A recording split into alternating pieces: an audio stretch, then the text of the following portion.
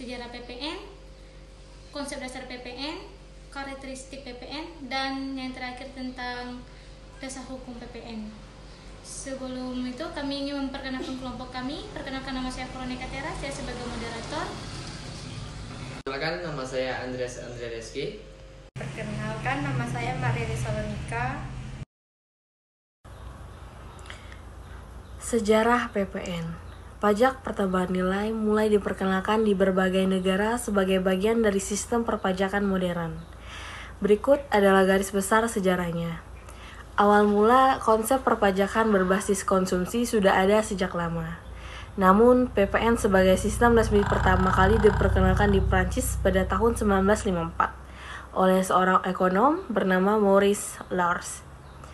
PPN dirancang untuk menggantikan pajak penjualan yang lebih sederhana dan seringkali tidak efisien.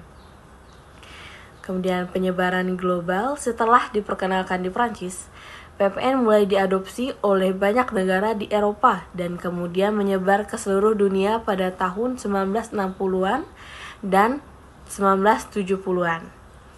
Negara-negara Jerman, Italia, dan negara-negara Skandinavia juga mengadopsi sistem PPN.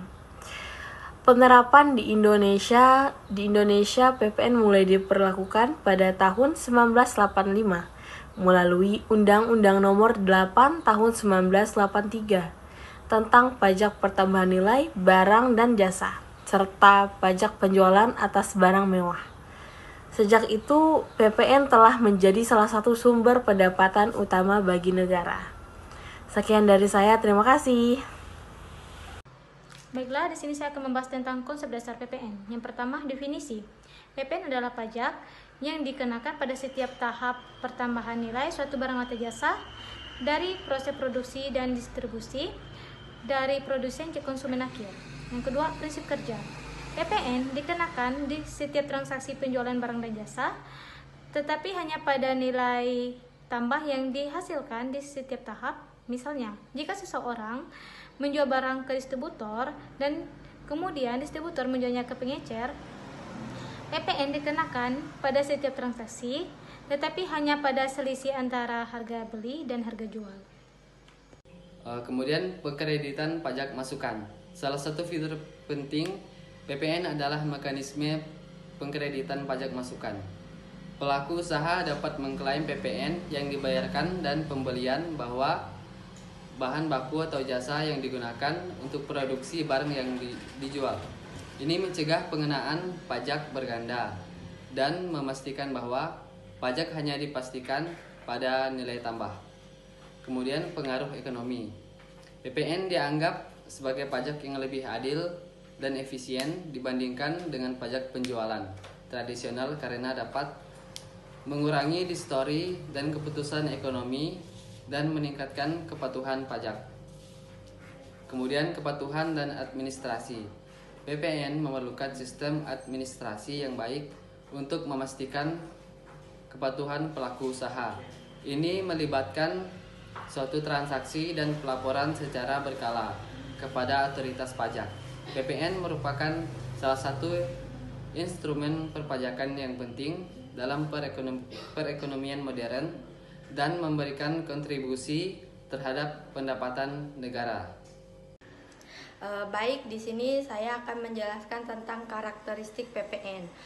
Karakteristik PPN adalah pajak atas konsumsi BKP atau JKP di dalam negeri. Karakteristik PPN dibagi menjadi 9. Yang pertama, pajak tidak langsung. Yang kedua, pajak objektif. Yang ketiga, terutang pada setiap jalur distribusi maupun produksi. Yang kelima, metode faktur. Yang keenam, metode pengkreditan dengan indirect subtraction. Yang ketujuh, pajak atas konsumsi di dalam negeri. Yang kedelapan, bersifat netral. Dan yang kesembilan, tidak menimbulkan pajak ganda. Baik, di sini saya akan menjelaskan tentang dasar hukum pajak pertambahan nilai dan contoh dasar hukum pajak pertambahan nilai. Dasar hukum pajak pertambahan nilai atau PPN di Indonesia diatur oleh beberapa peraturan perundang-undangan. Berikut adalah beberapa dasar hukum utama terkait PPN. Undang-Undang Nomor 42 Tahun 2009 tentang pajak pertambahan nilai, barang dan jasa, dan peraturan perpajakan lainnya. Ini adalah undang-undang utama yang mengatur PPN di Indonesia. Peraturan pemerintah dan peraturan Menteri Keuangan yang mengatur pelaksanaan teknis dan administrasi PPN, termasuk ketentuan mengenai tarif, objek pajak, subjek pajak, dan mekanisme pengembalian pajak.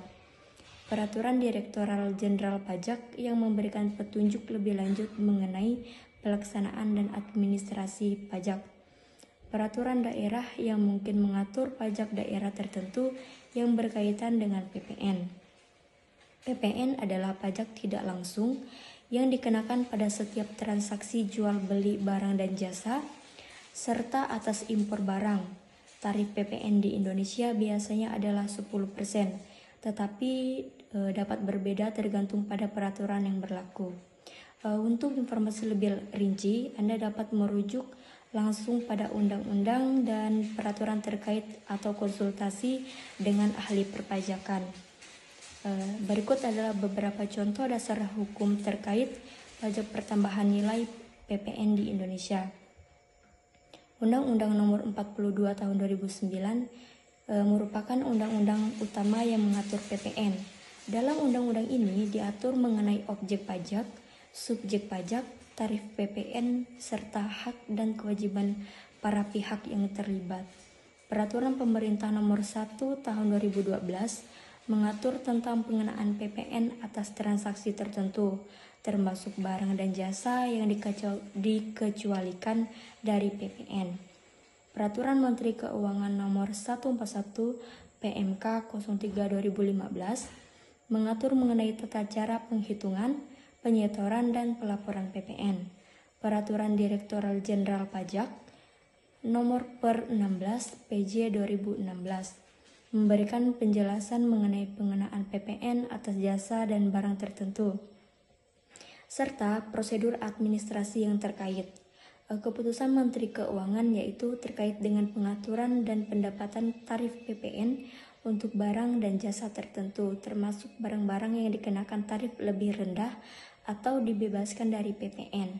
Contoh-contoh di atas merupakan beberapa dari banyak peraturan yang mengatur PPN di Indonesia.